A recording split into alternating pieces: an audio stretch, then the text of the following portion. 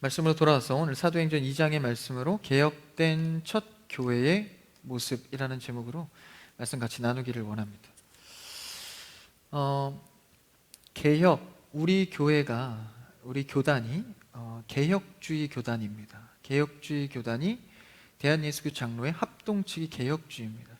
여기서 말하는 개혁이란 어떤 개혁일까요? 마이크 좀 이상하네요. 좀 웅웅대는 것 같은데 조금 원래 상태가 맞는지 봐주세요. 개혁이라는 것은 단순히 이제 교회가 타락한 것에 대해서 바꿔서 개혁한다라는 의미만은 아닙니다. 이 개혁은 하나님의 말씀으로 다시 돌아가자라는 의미입니다. 그러니까 더 순수하고 순수하게 말씀에만 의지하자라는 게 개혁주의입니다. 그러니까 뭔가 좀 신세대적이고 변화적인 것을 추구하자라는 게 개혁이 아니다라는 것이죠. 오히려 말씀의 전통으로 돌아가자는 게 개혁입니다. 그래서 초대교회의 모습이 그랬던 거예요. 초대교회의 모습은 예전 교회보다 훨씬 더 완벽한 교회, 이게 아니라 처음 생겨난 교회는 성경적 교회였다라는 것입니다. 그래서 이 성경적 첫 번째 교회의 특징은 뭐냐면 바로 사도라는 새로운 직분으로 교회가 세워졌다는 것입니다. 그러니까 교회를 처음에 하나님께서 세우실 때 이 사도라는 특별한 직분으로 첫 교회를 세우셨습니다. 그러니까 사도의 직분은 지금은 없습니다. 사도는 일시적으로 쓰임받고 사라진 직분입니다. 이 사도라는 것은 예수님께 직접 가르침을 받은 자, 12제자, 그리고 예수님을 다메섹 도상에서 만난 사도 바울만 갖는 직분입니다. 그 제자들만 갖고 사라진 직분이죠. 근데 그들이 세운 직분의 역할이 뭐였냐? 바로 교회를 세웠다는 것입니다. 첫 교회, 그 첫 교회가 탄생하여서 오늘 말씀의 제목처럼 말씀으로 사도의 직분으로 개혁된 그 첫 교회가 생겨나면서 자연스럽게 같이 생겨난 모습이 있다라는 거죠. 모습은 뭐죠? 사람의 모습입니다. 그러니까 사도라는 직분을 통해서 교회를 세우셨는데 그 세우신 교회에 나타난 사람들의 모습이 있었다라는 거예요. 그 특징이 바로 오늘 크게 6가지로 분류됩니다. 그래서 그 모습은 오늘날 우리가 회복되어야 할 모습입니다.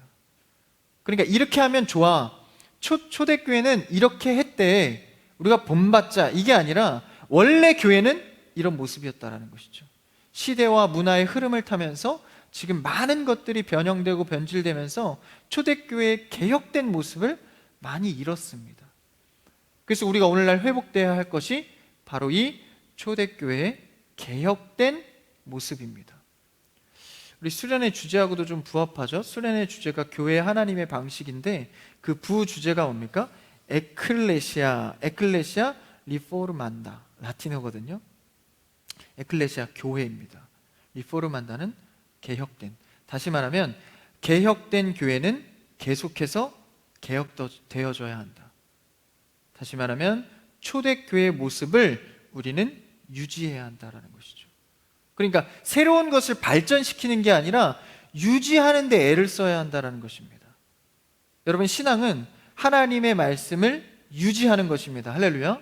내 것의 새로운 경험과 나의 새로운 아이디어로 하는 게 아니라 기존에 있던 말씀으로 살아가는 여러분에게 축복합니다. 그러니까 나의 잘남이나 나의 생각이나 나의 주장은 자꾸 사라지고 하나님의 말씀이 내 삶에 드러나는 것이죠. 그게 개혁된 첫 교회의 모습 안에 들어있다는 것입니다.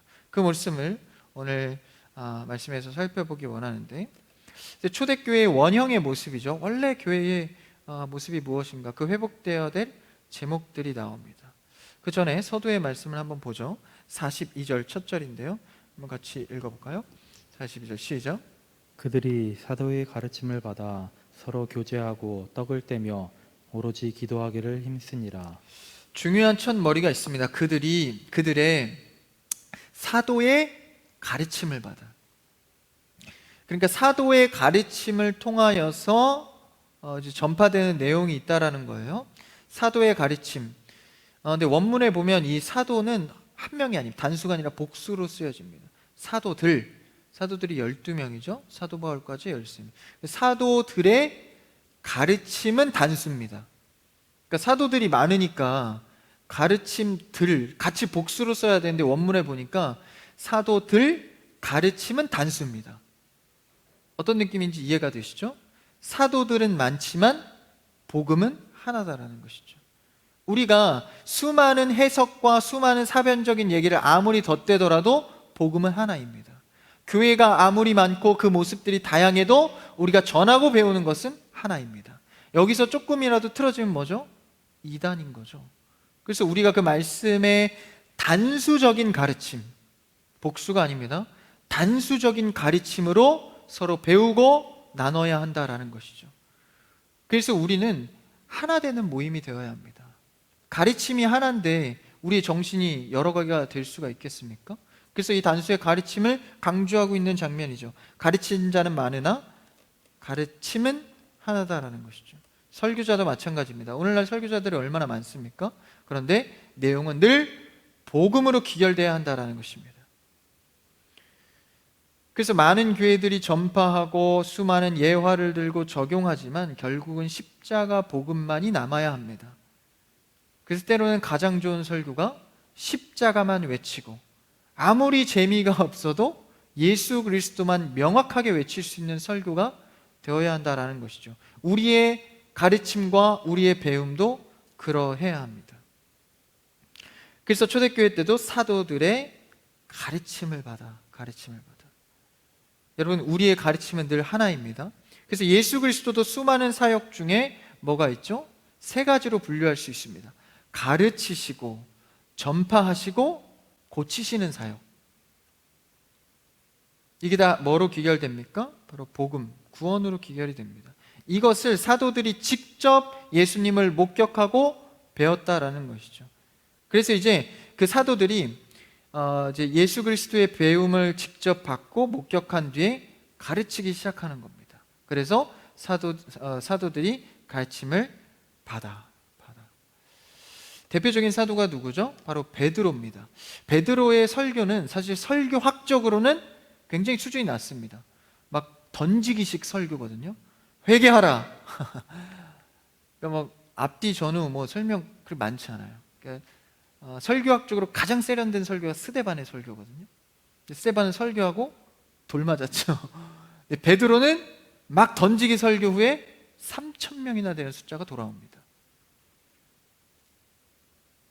근데 이 베드로를 보면요, 배움이 굉장히 짧습니다. 어부였죠. 약간 좀 죄송하지만 좀 무식해요.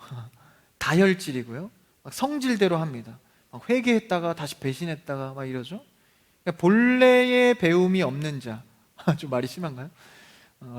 지식이 짧은 자입니다. 그러니까 하나님에 대한 지식이 그렇게 높지가 않은데 율법도 잘 몰라요. 그런데 놀라운 설교를 전하는 거예요. 그러니까 사람들이 놀라죠. 하나님에 대한 지식으로. 그러니까 우리는 누가 전하냐, 누가 복음을 받아들였냐, 누가 복음을 전하고 있느냐 보다도 무엇을 전하는가가 중요합니다. 내가 어떤 사람이냐 보다 내가 어떤 복음을 받아들고 사느냐가 중요한 것이죠. 그래서 원래 우리 크리스천들은 자신의 정체성에 대해서 자존감이 뭐 그걸 그렇게 묵상할 필요가 없어요. 왜? 우리는 복음으로 사는 자들이기 때문에 내가 못났거나 잘났거나 배웠거나 못 배웠거나 복음이 나를 가르치고 복음이 나를 살게 하기 때문에 하나님의 지식으로 풍성한 자는 남녀노소 막론하고 누구나 하나님으로 충만하게 되는 것입니다. 어느 전공을 하든 무엇을 배웠든 어느 가정에서 자랐든 말입니다. 그래서 이 베드로도, 이 배움이 짧은 베드로도 하나님에 대한 지식의 전파를 듣고 사람들이 놀랍게 여긴 거예요. 야, 저가 누구냐? 저렇게 모르던 자가, 무지랭이 같은 자가 어떻게 저런 복음을 전할 수 있냐? 하나님에 대한 지식의 놀라움이죠. 그래서 이 사도들의 가르침을 받은 자, 받아들여 회개하고 3,000명이나 되는 자들이 돌아옵니다.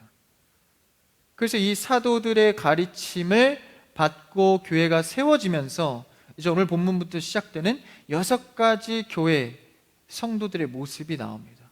그 모습을 우리가 살펴보죠. 한번 42절을 다시 한번 읽어보겠습니다.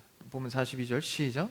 그들이 사도의 가르침을 받아 서로 교제하고 떡을 떼며 오로지 기도하기를 힘쓰니라. 일단 서도의 머리에 3가지가 나오는데요. 가르침을 받아, 그 다음에 서로 그들이 사도들의 가르침을 받아. 이게 바로 첫 번째입니다. 그러니까 사도들의 가르침은 어땠어요? 잘 들었다라는 것입니다. 그러니까 초대교회의 첫 번째 모습은 가르침을 잘 받았다는 것입니다. 굉장히 단순하죠? 교회의 모습에 회복되어야 될 것은 잘 듣는 것입니다. 말을 잘 듣는다 이게 아니라 실제 말을 들을 귀가 있어야 한다라는 것이죠. 가르침을 받는 것. 사실 가르침을 받을 때 우리는 수많은 조건을 자꾸 열거해요. 저 사람의 배움을 내가 습득할 만한 사람인가? 저 사람 많이 배웠나? 베드로 지식이 짧은데 저 말을 좀 신뢰할 만한가? 여러 가지를 따집니다. 그런데 교회 안에서 전해지는 말씀에 의거한 선포라면 우리는 누구의 말이든 듣는 자세가 되어야 합니다. 말하는 것보다 말이죠. 그래서 성도는요, 듣는 은사가 굉장히 중요합니다. 저도 이 사역적인 특징 때문에 어디 가면 자꾸 말을 자꾸 합니다. 들어야 되는데 먼저 자꾸 말을 해요. 제가 부단히 주 앞에 기도하면서 훈련받기를 원하는 것이 듣는 은사입니다. 그래도 많이 고쳐졌어요. 근데 제가 자꾸 이렇게 말을 먼저 자꾸 하는 거예요. 투머치 토커. 자꾸 쓸데없는 말하고 자꾸 어떤 말하면 자꾸 거기 피드백을 줘야 될 것 같고, 그러니까 이제 말하는 것에 익숙한 자들은 듣는 훈련을 많이 해야 됩니다. 왜요? 믿음은 들음에서 나기 때문입니다. 외부로부터 공급되어지는 것이 무엇인가 예민하게 살필 수 있는 귀와 마음이 필요하다는 것이죠. 그래서 이 단에 올라와서 초등학생이 말씀을 듣고 전한다 할지라도 들을 줄 알아야 합니다. 초등학생 좀 심했나요? 누가 와서 전해도 우리는 들을 준비가 되어 있어야 한다는 것이죠. 복음은 거짓 교사들 그리고 수많은 설교자들 가운데 우리가 무엇을 분별하고 들어야 할지를 세상 앞에 훈련해야 합니다. 말씀의 복음을 계속 듣고 순종하지 않으면 수많은 사운드 속에서 내가 무엇을 분별해야 될지 헷갈린다라는 것이죠. 복음을 교회 안에서 들을 줄 아는 여러분 되기를 축복합니다. 이것은요, 굉장히 일상의 은사입니다. 여러분 어떤 은사 받기 원하세요? 음악의 은사? 내 재능이 좀 발달됐으면 좋겠어요? 은사를 찾았으면 좋겠습니까? 그런데 우리 크리스찬의 사실 초대교회의 모습은요, 일상부터 회복되었다라는 것입니다. 일상의 은사를 먼저 받은 거예요. 색다른 은사, 좀 남들보다 튀는 은사보다는 일상의 은사를 먼저 회복하는 여러분들을 축복합니다. 그게 초대교회의 모습이었다는 거예요. 듣는 거 굉장히 일상적이잖아요. 복음을 복음으로 겸손히 받아들이는 것, 말씀을 잘 듣는 은사. 여러분 오늘 복된 주일 말씀을 잘 듣시기를 축복합니다. 제가 오늘 청소년부 사역자분께서 코로나 걸려서 제가 급하게 청소년부 예배 설교를 들어갔었어요. 벌써 긴장이 되는 거예요. 오랜만에 청소년부를 들어가니까 그 10대들 아시잖아요. 그 마음에 그 척박한 그 광야와 같은 그곳에 가서 내가 말씀을 전하려니까 벌써 긴장이 되는 거예요. 야, 어떻게 전할까? 그래서 막 고민도 했어요. 재밌는 얘기 좀 할까? 예화 좀 많이 들까? 그 기도하면서 마음을 내려놓고 복음 전하고 오자. 이제 복음 붙들고, 안 그래도 이제 청소년부 수련의 주제가 복음이기 때문에, 그래서 가서 이제 복음을 막 전했어요. 근데 중간중간 눈빛을 보잖아요. 저 놀랐어요. 청소년부 훈련이 잘 돼 있더라고요. 막 말씀을 먹으려고 벌써 다릅니다. 물론 제가 판단할 수는 없지만 느껴지잖아요. 앞으로 살짝 나오려는 자세와 동그란 눈 이걸 보면 알 수 있거든요. 그런 느낌 속에서 너무 막 집중하고 있는, 너무 기분이 좋더라고요. 말씀을 잘 들었는지 이해했는지 보다도 일단 들으려 하는 자세가 좋다라는 거예요. 이거 가식적이거나 율법적인 게 아닙니다. 여러분, 우리 자세나 제복이나 옷이 우리를 인도하거든요. 괜히 군인들을 군복 입히겠습니까?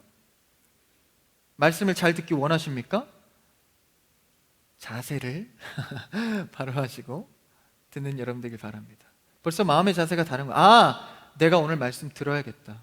오늘 내가 말씀 듣고 은혜 받아야겠다.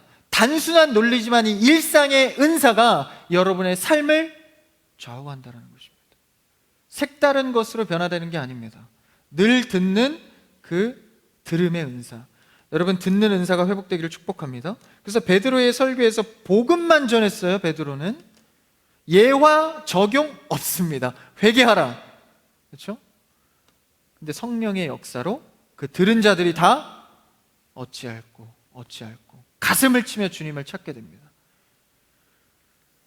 그러니까 이 듣는 은사는요, 굉장히 우리의 삶을 바꿔놓습니다. 말씀 듣는 자로서 새롭게 세워져 생명이 풍성해지기를 바랍니다. 두 번째는 뭘까요? 42절에 보니까 사도들의 가르침을 받아. 그 다음 두 번째가 서로 교제하고입니다.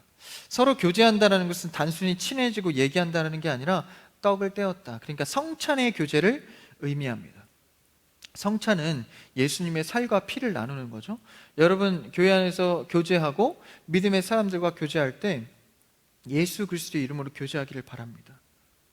그래서요, 이방인이나 유대인이나 남자나 여자나 주인이나 종이나 모두 다 하나 되는 온전한 일치, 뭐로요?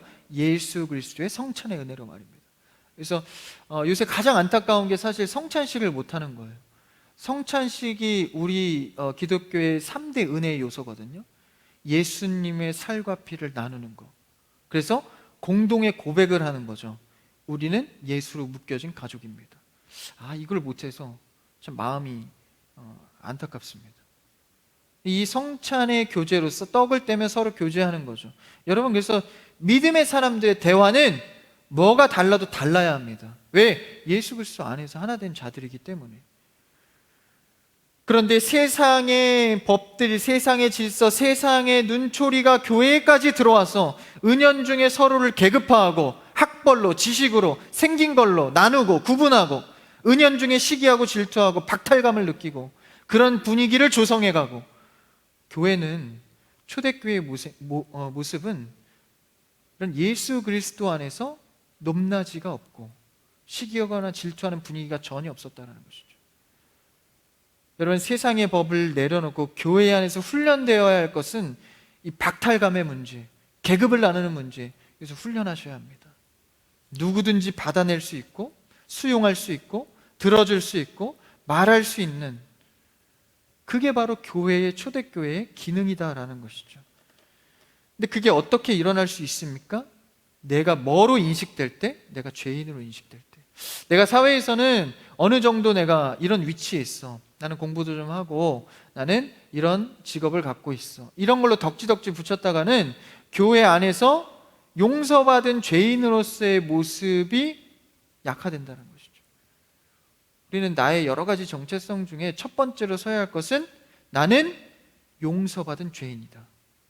다시요, 그냥 죄인이 아니라 용서받은 죄인으로 먼저 서야 합니다. 그래야 이 죄인 같은 나도 용서를 받았는데 내가 누구를 품지 못하겠는가, 이 고백으로 나아가는 것이죠. 그래서 서로 교제하고입니다.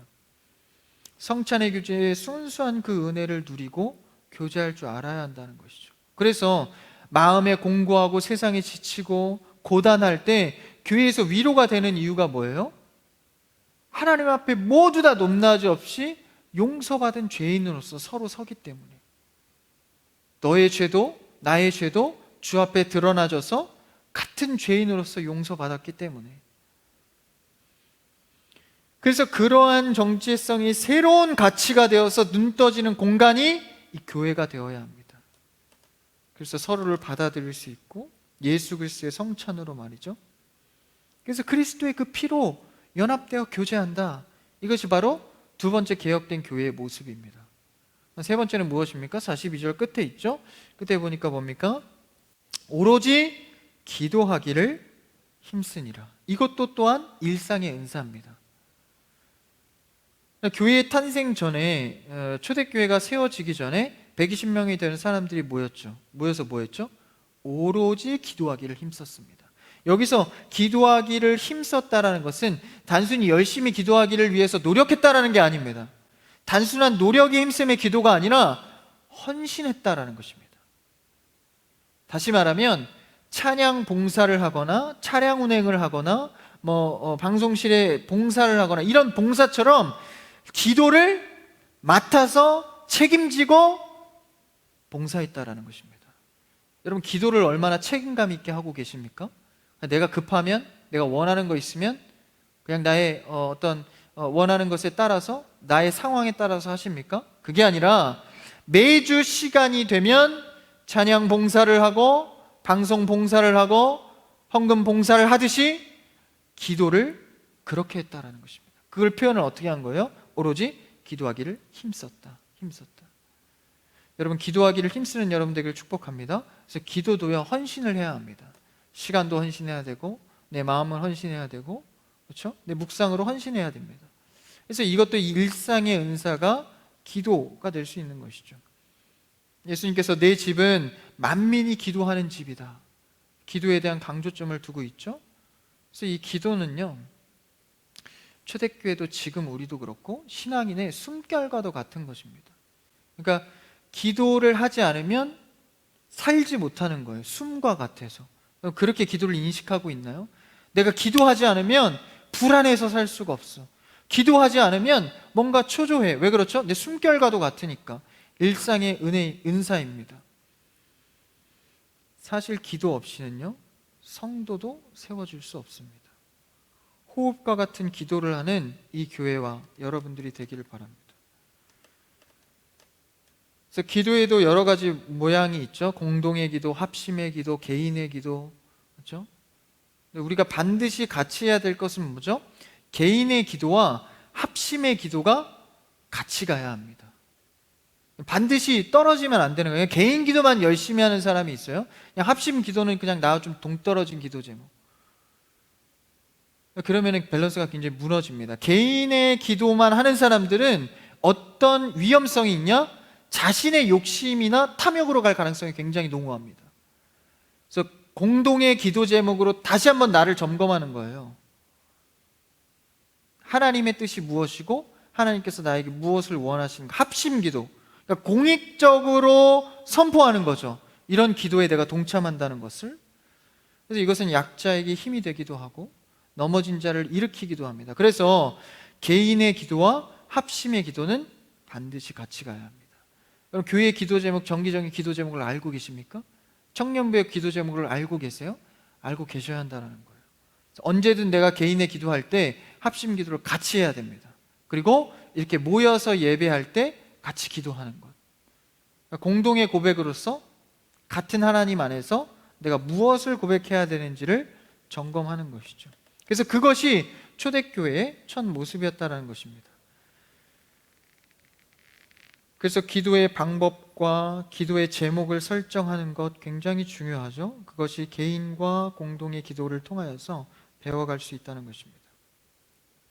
그래서 기도도 여러분 봉사고 기도도 헌신입니다.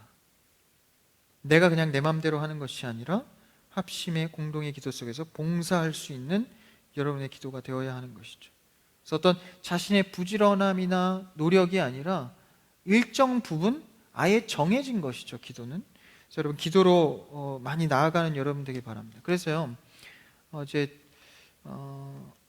많은 사역자들이나 기도 많이 하시는 권사님들이 그런 얘기 하잖아요. 어떤 일을 앞서거나 뭐 할 때 기도 많이 해야 된다. 기도 많이 하고 시작해야 된다. 여러분 이 얘기를 그냥 흘려듣지 않기를 바랍니다. 뭔가 있는 거예요. 세월을 통해서 역시 기도밖에 없구나를 깨달은 겁니다. 그러니까 뭐 할 때 그런 이제 조언을 하잖아요. 기도 많이 하십시오. 뻔한 얘기하네 이러지 마시고, 전사님이 기도할게, 같이 기도하자 이러면 또 뻔한 얘기, 인사 멘트 하시는 이러지 마시고, 기도할 때이구나, 정말 내가 기도할 때이구나, 일상의 은사를 회복하기를 바랍니다. 그 다음에 네 번째죠. 네 번째입니다. 43절로 넘어가서 한번 읽어볼까요? 43절 시작. 사람마다 두려워하는데 사도들로 말미암아 기사와 표적이 많이 나타나니. 43절이 네 번째입니다. 네 번째가 뭐냐면 바로 두려움입니다. 그러니까 초대교회에 있었던 그 특징 중에 네 번째가 바로 두려움이 있었다는 겁니다. 사람마다 두려워하였다. 근데 여기서 두려우면 무서워하거나 떠는 두려움이 아닙니다. 다시 말하면 부정적 두려움이 아니라 긍정적 두려움을 말합니다. 원어에 조금 가까이 가보면 존경하다, 경건하게 여기다라는 거예요. 그러니까 사도들을 통하여서 초대교회는 교회를 경건하고 존경했다라는 겁니다.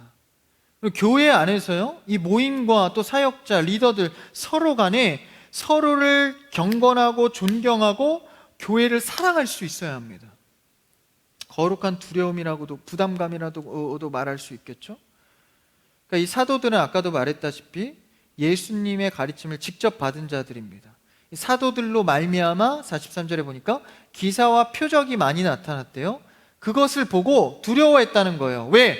하나님께서 공인한 특별한 직분인 사도를 통해서 막 기적과 표적이 일어나는 거예요. 그러니까 하나님의 공식적인 임무들이 눈에 보여지기 시작하는 것이죠. 여기 두려움이 생기는 거예요. 야, 존경할 만하다. 교회가 대단하구나. 진짜 하나님이 역사하시는구나를 알게 된다라는 겁니다. 여러분, 교회를 통하여서 하나님의 일을 발견하시고 응답받으시고 두려워할 줄 아는 여러분 되길 축복합니다. 그게 있어야 하는 거예요. 사도들을 통해서 아까 모두에 말씀드렸다시피 교회를 세우는 직분으로 세웠죠. 그 다음에 두 번째는 뭐냐면 말씀을 쓰게 했습니다. 사도를 통해서. 여러분 생각해 보십시오. 하나님의 성경책을요, 개인 한 명이 썼다라고 생각을 해보십시오. 그러니까 우리는 맨날 베드로, 전후서, 사도 바울이 고린도서 쓰고 이런 걸 그냥 일상으로 봐서 별로 감각이 없지만 실제 내가 부름을 받아서 사도행전을 쓰신다고 생각해 보십시오. 저는 그 자리에 펜을 부러뜨리고 도망갈 겁니다. 감히 하나님의 말씀을 내가 써요? 수천 년이 흘러도 기록된 말씀을. 근데 이 사도들은 이 부르심을 받아서 썼다는 거예요. 권위가 엄청나죠. 근데 실제 기적과 표적까지 일어나니까 사람들이 두려워하지 않을 수가 없는 겁니다.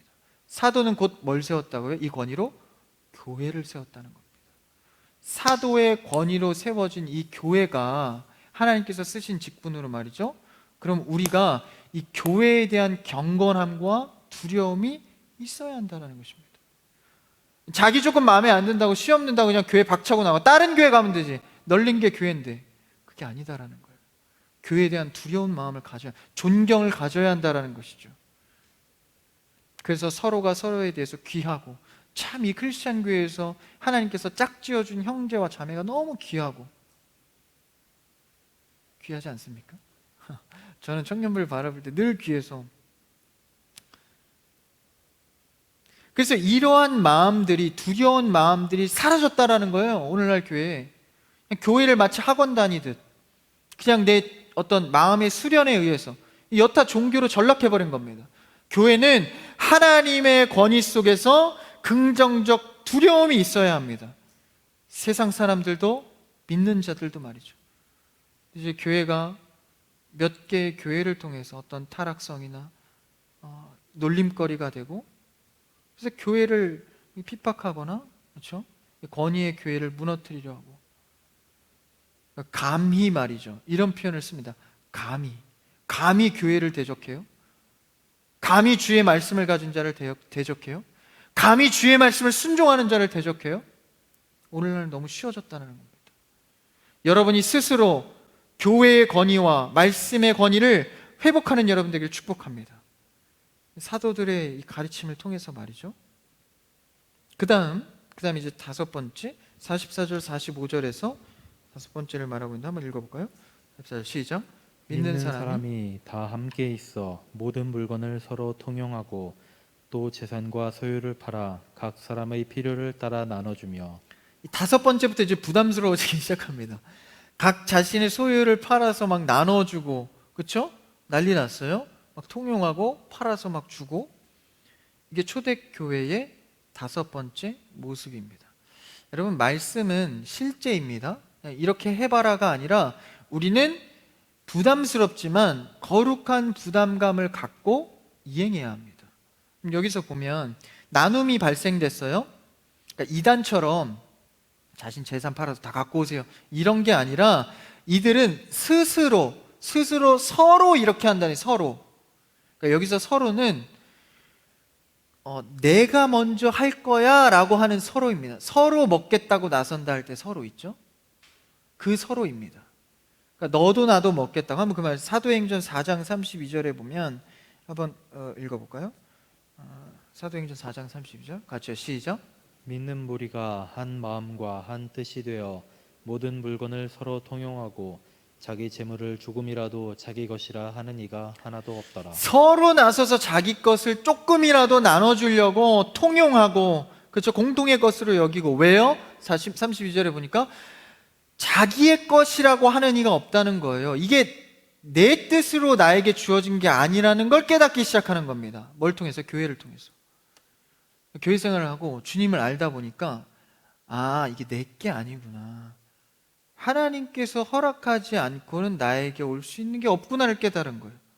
욥이 그렇게 당대의 부자였지만 하나님의 그 시험을 통하여서 뭐 하나 깨달아요? 아, 하나님께서 주셔야 내 거구나, 주시지 않으면 가질 수 없는 거구나, 모든 근원이 하나님께로부터 발생한다, 그거 하나 깨닫습니다. 수많은 일생의 고통을 받으면서. 그러니까 초대교회가 그걸 회복한 거예요. 내 것이 내 것이 아니게 된 거죠. 내 것이 사라진 겁니다. 그래서 우리 크리스찬들은 너무 내 것에 집착하는, 갑자기 제가 마음이 너무 찔리는데, 저도 물건 같은 걸 좋아합니다.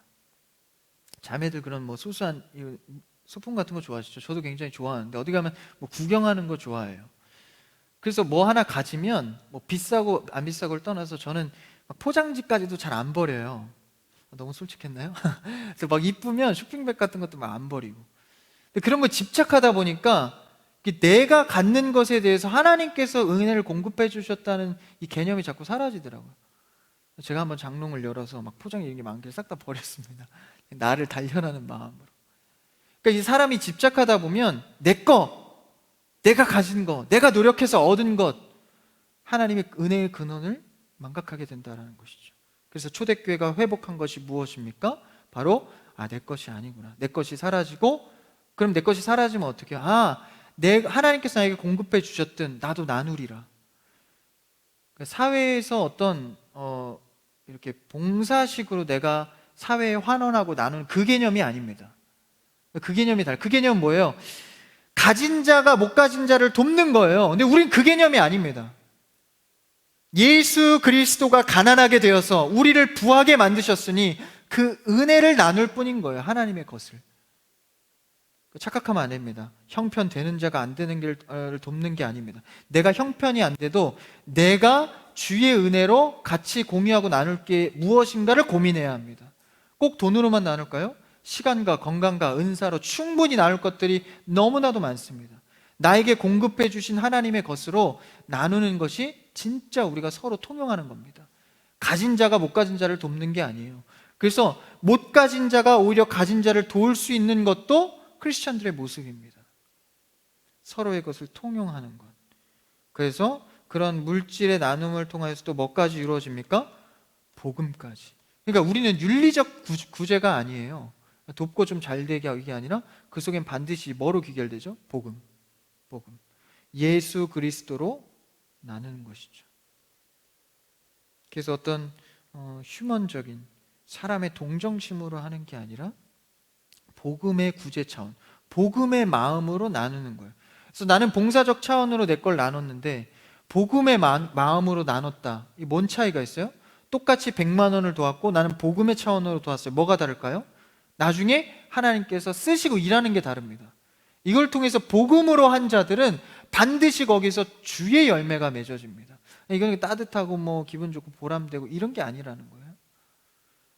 나를 사용하실 때 나의 은사와 재능과 물질을 나누게 하시고 주의 부요함으로 내가 수많은 자들을 도울 수 있는, 여러분 그러한 나눔이 있는 여러분 되기를 축복합니다. 그러한 나눔이 이제 5번째 나눔이었어요. 마지막 시간이 좀 갔는데 마지막은 보도록 하죠. 46절을 한번 읽어봅시다. 46절 시작. 날마다 마음을 같이하여 성전에 모이기를 힘쓰고 집에서 떡을 떼며 기쁨과 순전한 마음으로 음식을 먹고. 6번째는요, 성전에 모이기를 힘썼다라는 것입니다. 그러니까 성전에 모여서 예배하고 서로의 얼굴을 대하고 전인격적으로 예배하는 것을 늘 힘썼다라는 것이죠. 그런데 여기서 중요한 건 포인트는 무엇일까요? 모이기를 힘써서 여기서 훈련하고 내가 신앙이 자라가는데 그것으로 끝나는 게 아니라 문 밖에, 예배당을 나서서 나의 삶의 터, 집에서도 떡을 떼며. 그러니까요, 예수 그리스도의 아까 성찬의 교제가 밖에 나가서까지, 가정에서까지 동일하게 이루어져야 한다는 거예요. 여기서만 은혜 받고 끝나는 게 아니라 그 은혜의 줄이 이어져야 한다는 것입니다. 크리스찬이 자꾸 이중적으로 가면 안 되겠죠? 집에서도 떡을 뗀다, 가정에까지 나아갑니다. 그래서 우리가 예배하며 교회 안에서 신앙생활하며 성령 충만한 것이 가정으로 밖으로까지 뻗쳐서 나아가야 한다는 것이죠. 그러면 일상에서 얼마나 내가 많이 고민해야겠습니까? 주님, 내가 교회에서 배우고 훈련한 것들을 어떻게 적용해야 될까요, 주님? 어떻게 찬양해야 될까요? 내 일터에서 어떻게 찬양해야 될까요? 내 가정에서 어떻게 적용해야 될까요? 고민하지 않고 기도하지 않고는 그냥 교회 다닌 걸로 만족한다. 그래서 썬데이 크리스찬이 되는 겁니다. 그냥 마음 좀 불편하니까 편하게 주일날만 예배드리고 일상은 그냥 내 마음대로. 자꾸 이 썬데이 크리스찬이 많아지면 초대교회의 모습, 개혁된 교회가 사라지기 시작하면 교회가 타락하기 시작합니다. 그래서 우리는 반드시 가정에서, 직장에서, 일터에서, 캠퍼스에서 모이기를 힘썼던 것처럼 주의 이름으로 그 안에서도 모이기를 힘쓰고 예배하기를 힘쓰고, 그렇죠? 일상의 예배가 회복되어야 합니다. 그리고 나아가서 47절에 뭐라고 합니까? 마지막 절 읽어볼까요? 47절 시작. 하나님을 찬미하며 또 온 백성에게 칭송을 받으니 주께서 구원받는 사람을 날마다 더하게 하시니라. 그렇게 가정에서, 캠퍼스에서, 직장에서 하나님을 찬미하고 찬양할 때 뭐가 이루어져? 온 백성에게 칭송을 받는다, 다른 자들에게 인정을 받는다는 거예요. 여러분, 크리스찬은요, 신학이 배타적이고 신앙이 배타적일지라도 우리의 삶까지 그러해서는 안 됩니다. 삶은 세상 속에서 살아가야 합니다. 그러니까 우리의 구원관과 기독론은 고집스러워야 하지만 일상에서의 적용하고 사람들과 어울리는 것에서 잘못된 고집을 부리면 안 되는 거예요. 그들에게도 인정을 받을 수 있어야 합니다. 남이 뭐라 하든지 뭐 나와 하나님의 관계만 되면 된다? 아니요. 예수님도요, 이 땅 가운데 오셔서 저 오지에 있는 여인에게까지 직접 찾아가셨습니다. 그러니까 사회의 질서나 흐름과 사람을 무시하지 않죠. 그러니까 하나님과 관계 나만 좋으면 되지, 그냥 교회 열심히 다니면 돼, 그게 아닙니다. 세상에서도 크리스찬으로서 어떻게 설 것인가를 고민해야 합니다. 그러니까 여러분, 이게 운전하시는 분들 있죠. 운전하실 때 뭐 걸어놓잖아요. 말씀 같은 거 많이, 십자가 같은 거, 이런 거 함부로 걸어놓지 마십시오. 네. 여러분들이 충분히 삶에서 이렇게 할 수 있는 훈련이 된 자들이 걸어놔야 되거든요. 직장에서, 캠퍼스에서 자기 자리에다가 탁 십자가 걸어놓고 막 말씀해놓고 막 사람들 막 뭐라고 하고, 그렇죠? 그럼 뭐라고 하겠어요? 당연히, 야, 저 사람 교회 다니는데, 야, 교회 다니는 사람이 저래? 요새 그렇잖아. 이게 안 된다는 거예요. 하나님과 나와의 관계만 충분하다고 되는 것입니까?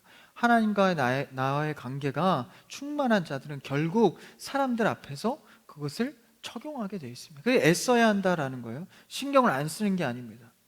마치 예배의 모양만 있고 삶의 경건은 없듯이 우리는 예배의 모양만 갖추는 것이 아니라 삶의 경건과 나아가 백성의 칭송을 받을 정도까지 사람들의 인정을 받고 사람들과 관계가 원활하고, 그래서 분열된 공동체에 크리스찬이 들어가면 그 분열이 해결이 되고, 야, 쟤만 오면 우리가 화합될 수 있어, 쟤만 오면 분위기가 좋아, 그런 사람들이 있죠.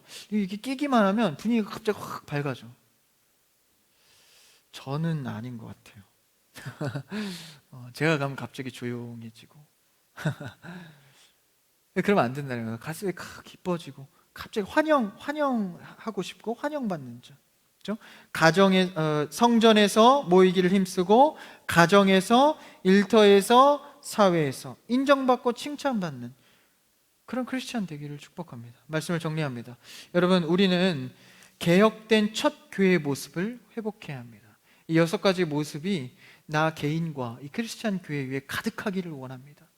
여러분, 말씀을 다시 한번 집에 가서 읽어보시면서 정리하시고 이 6가지의 모습들을 내가 얼마나 개혁하려고 몸부림치고 있나, 주 앞에 고민하고 기도하고 있나, 회개하고 기도하시면서 여러분 한 주간 삶 속에서 정말 예수 그리스도의 초대교회의 모습이 회복되는 여러분의 일상의 은사와 또 일상의 신앙이 충만하기를 주님의 이름으로 축복합니다.